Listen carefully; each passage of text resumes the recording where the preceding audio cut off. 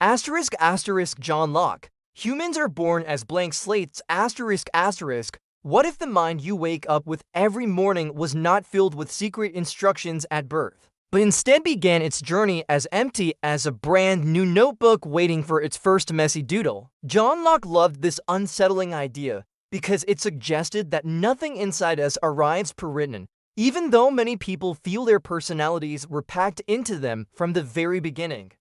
He asked readers to imagine a newborn baby not as a tiny bundle of hidden knowledge, but as fresh snow without footprints, quietly waiting for the world to walk across it. This thought feels strange because kids often hear adults say someone was born shy, brave, or clever, as if these traits were sealed inside from day one. Locke gently pushed back, suggesting that experiences act like invisible pens, constantly writing notes, sketches, and stories onto the mind. If this were true, then parents, teachers, friends, games, and even small accidents all become authors shaping who someone becomes. That idea feels exciting because it means change is always possible, yet it also feels scary because mistakes might leave marks that stay a long time. Locke noticed that knowledge seems to grow in layers, beginning with simple sensations like warmth, sound, sweetness, and motion. From those sensations, the mind begins to combine, compare, and rearrange ideas, much like building castles from small blocks. Kids understand this when learning a new game because rules only make sense after touching the pieces and watching them move. Locke called attention to everyday moments, such as learning what fire does after feeling heat, or learning distance by stumbling and adjusting. These moments slowly paint the blank slate, often without anyone realizing how permanent some strokes might feel. At the same time, Locke did not claim the slate stays neat and tidy because experiences overlap, smear, and sometimes contradict each other. This explains why two kids can grow up in similar houses, yet turn into very different people. Their slates are written by different friendships, feelings, fears, and choices, even if the walls around them look the same. Locke's idea creates tension because if nothing is inborn, then who is responsible for who we become? Is it the child holding the chalk or the world pushing the chalk into their hand? Kids sense this tension when being told to behave better, while also feeling shaped by rules they never chose. Locke believed reflection matters as much as sensation because the mind not only receives experiences, but also thinks about them afterward. This thinking acts like we're reading notes and scribbling comments in the margins. Two people can watch the same movie, yet walk away with very different understandings, because reflection quietly edits the memory.